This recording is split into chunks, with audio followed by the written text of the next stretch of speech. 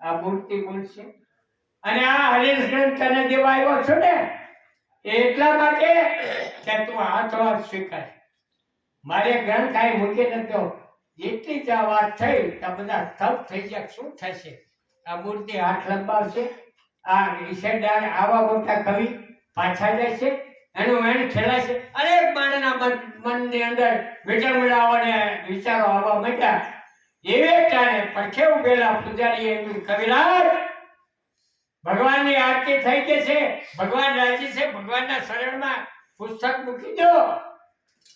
એટલે ઈશેદારજી 1 સેકન્ડ અટકી ગયા 1 સેકન્ડ અટકી અને ગળબા હમ જોઈને કહ્યો મહેમાન આ હરીશ છે એ તો હરિનું સ્વરૂપ છે આ પુસ્તક હરિના શરણમાં ન હોય આ તો ભગવાન હાથો હાથ મારે દેવો છે નથી દેવો અને બીજો દુહો કીધો હું ચારણ હરિ ગુણ ચવા તું ઈશ્વરનો ઈશ ગ્રંથ હરીશ ગ્રહવા દે હત તું જગદીશ હે જગદીશ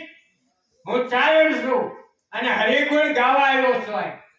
તું તારો હાથ લંબાય અને આ હરીશ લઈ લે આખા ઓડિયન્સ હજારો માણસ બે ઘડી સ્તબ્ધ થઈ ગયા શું થાય છે શું નહીં થાય એ વિચાર કરે એટલી જ વારમાં ગોમતીના ચટ ઉપરથી એક પવનની લહેરખડી આવી અને લહેરખડી આવતા